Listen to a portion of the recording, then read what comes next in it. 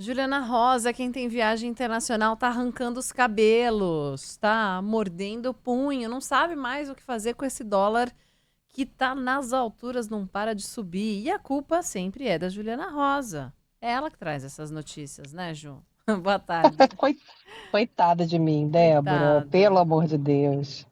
Tudo bem? Boa Tudo. tarde para você, boa tarde aí para o Sandro, boa tarde para o nosso ouvinte. Pois é, você vê que ontem deu uma melhorada, o dólar depois de bater 6,20, com dois leilões do Banco Central e principalmente com o anúncio do presidente da Câmara, Arthur Lira, de que o pacote de corte de gastos seria votado ontem e hoje, o dólar saiu dos 6,20 e foi para 6,09. E agora já está em R$ 6,17 de novo. A gente vê que está difícil segurar esse movimento de piora, principalmente da questão fiscal, né, que é o que a gente tem falado. O Banco Central, o que ele tem conseguido é diminuir um pouco o tamanho da alta, mas é aquela sensação de que o Banco Central está enxugando gelo.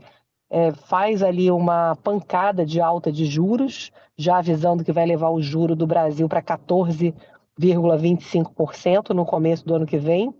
O dólar continua subindo mesmo assim, faz um caminhão de leilão, já quase 15 bilhões de dólares em leilão, e o dólar continua subindo, e aí começa a ficar preocupante, né? Porque a questão do pacote fiscal, ele é considerado ruim, é considerado pequeno, foi inclusive o que foi o gatilho que levou o dólar a passar dos R$ 6, a decepção com o pacote de corte de gastos que o governo anunciou, não só pelo tamanho, por ser um corte pequeno em relação à necessidade de fazer a dívida do país parar de crescer em algum momento, como colocou aquele bode na sala do imposto de renda, com um risco ainda maior da conta não fechar, num momento ruim, o timing ruim. E aí a gente vê que perdeu-se ali um pouco do controle. E aí que todo mundo começou a achar que a falta de convicção, né? Acho que essa que é a grande questão, mais que o número em si, do pacote, da dívida e tal, é a convicção do governo de que é importante fazer um equilíbrio das contas, ter uma redução no ritmo de crescimento das despesas. Então, uma mensagem muito ruim, o próprio Congresso também tem passado uma mensagem negativa, que um pacote que já é minguado pode minguar mais ainda, porque todo mundo só quer saber do seu, das suas emendas, dos seus super salários, né, judiciário, etc. Então a gente vai entrando numa espécie de ciclo vicioso que se espera que com a finalização do pacote, pelo menos o dólar pare de subir, que já seria uma grande coisa, tá? Se parar aí nessa casa aí de 6,10, a gente já pode considerar que é um bom cenário. Que o pior cenário é o dólar continuar subindo, né?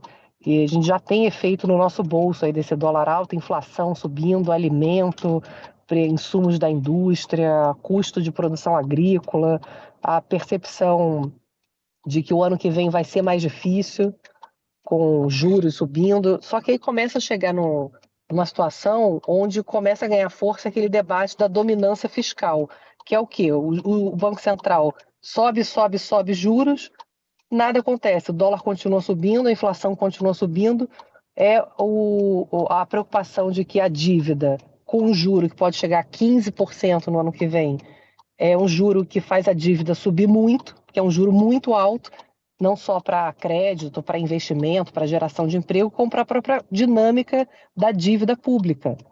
Porque a percepção de que a dívida aí que não vai estabilizar nunca mais, né? A dívida vai subindo de forma exponencial e aí nem ataca a inflação, nem consegue baixar a inflação e ainda vai retroalimentando a preocupação com o crescimento explosivo da dívida. Não dá para dizer que a gente está numa situação de dominância fiscal, mas a preocupação vai crescendo em relação a isso.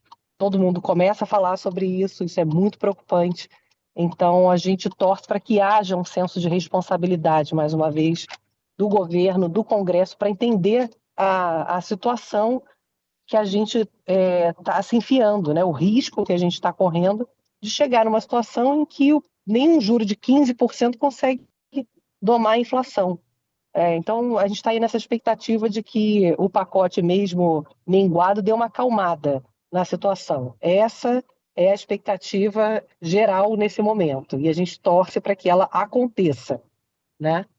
Ô, Ju, do lado do governo, a gente tem, por exemplo, o governo, e eu tô falando aí principalmente, né, dos que mais falam sobre economia, o presidente Lula, o ministro da Fazenda, Fernando Haddad, afirmando que o governo segue trabalhando. O Lula, por exemplo, agora chamou de marco histórico a aprovação da regulamentação da reforma tributária, diz que isso vai garantir um sistema tributário mais simples, eficiente, justo e transparente, chamou de passo fundamental. Ela não entra em vigor no ano que vem, é progressiva até 2033. Aí você tem o Haddad dizendo, olha, o corte de gastos não é só isso.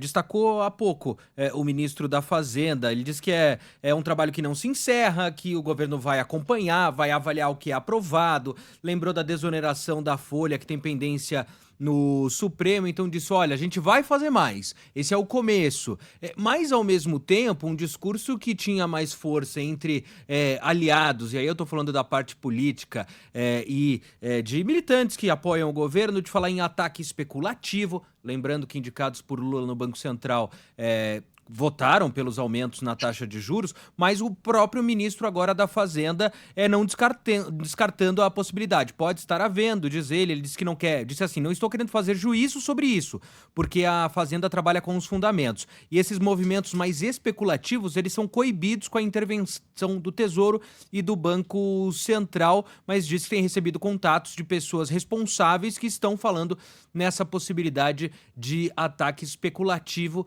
para enfraquecer o governo.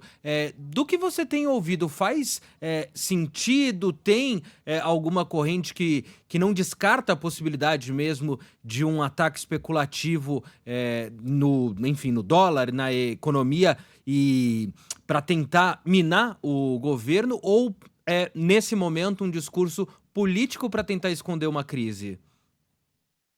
Olha, Sandro, especulação sempre existe, sempre existiu e vai continuar existindo no mercado financeiro mundial, não só aqui no Brasil. Mas a especulação ela vem a partir de uma brecha que o próprio governo abriu. Quando o Haddad demorou ali anos para anunciar o pacote e anunciou aquele pacote que foi muito frustrante, é muito mais do que o número. É muito mais, é o que eu estou falando, o governo fala que é 70 bilhões de economia em 2 anos, né? Os economistas falam que são 40 bi, que o governo está superestimando a economia. Enfim, independentemente de ser 70, 40, 50, é a mensagem. A mensagem foi: demoramos anos para conseguir anunciar uma responsabilidade fiscal. No final das contas, anunciamos um negócio que misturou alhos com bugalhos, não conseguiu se politicamente costurar uma mensagem firme de responsabilidade fiscal, e agora o governo vem reclamar que está tendo especulação. Bom, mas ele próprio criou espaço para ter especulação, afinal, está comprometido com o equilíbrio fiscal, com as metas de equilíbrio fiscal ou não está? Porque se tivesse, teria sido firme no anúncio do pacote e não criado aquela celeuma toda em cadeia de rádio, TV nacional, falando que ia ter um corte de gastos para inglês ver, né? Ficou um negócio confuso e que abriu, obviamente, espaço para especulação. Agora, eu acho que o mais difícil de agora sair dessa encruzilhada é justamente entender se o governo Lula ele acha que a responsabilidade fiscal ela é importante ou não. É uma questão conceitual. E aí você abre espaço para a desconfiança, né? E nenhum país com desequilíbrio fiscal ele consegue sustentar a proteção dos mais pobres. Não é só proteção que faz as pessoas terem renda, você ter redução de desigualdade, as pessoas precisam de emprego, precisa ter dinheiro para comprar, precisa ter gente para contratar. Com juro de 15%, que empresa? Pergunta para a empresa se alguma empresa vai pegar crédito, vai contratar, vai expandir. Não vai, a economia vai desacelerar, vai perder tração. Então, é algo que todo mundo sabe e o discurso fica longe da realidade que a gente sabe qual é. Já vivemos isso e a gente está caminhando de forma perigosa para o precipício. Esperamos que haja responsabilidade, mais uma vez, do governo e do Congresso nesse momento. Ju, eu não tô falando aqui se tá certo ou errado, mas vai sobrar mais pressão pro presidente, mais especulação, porque lembrando, começo de janeiro, ministro Haddad está de férias, ainda por cima, 20 dias de férias, logo no comecinho de janeiro, deve ficar no colo do presidente para continuar defendendo as medidas econômicas. Especulação vai ter sobre as férias, isso não tenho dúvida. Pois é. Especulação é isso, tá vendo, Sandra? Porque quando você começa a ter desconfiança, aí alguém coça a cabeça e fala, ó, tá coçando a cabeça, porque Tá tá, preocupado. né? Tá É. preocupado, tá acontecendo alguma coisa. É isso, assim, o governo abre um precedente, né? Então, ou passa uma mensagem firme de uma vez por todas, ou vai ficar à mercê de desconfiança e especulação. Essa é a vida. Ah, não concordo. É assim que funciona, né? Porque toda É vez que tem assim um que espaço em funciona. branco, a gente preenche com aquilo que a gente quer, com aquilo que faz sentido, então Exato. precisa preencher aquele espaço em branco, né? Juliana Pois é. Rosa, volta a conversar com a gente amanhã no Band News no meio do dia, certo? Você vai estar no plantão de Natal ou Ano Novo, Ju? Tô de folga no plantão de Natal. Não me venham com Não venham problemas. me Você não tá sabendo do acionar. pacote que vai ser anunciado dia 24, o pacote de Ela Natal? só quer saber do pacote de Natal, embrulho, Isso, rasgar presente, abrir aquela coisa que ela tava esperando, aquele item especial. Tá bom, a gente volta a conversar Não, não. amanhã, Vai, então, vai Ju. ficar tranquilo. Até sexta-feira vai acalmar. Tá Estamos bom. torcendo para isso, né? Para nossa folga e para o bem do Brasil. Combinado. Beijo, Ju. Bom Um trabalho. beijo. Um beijo.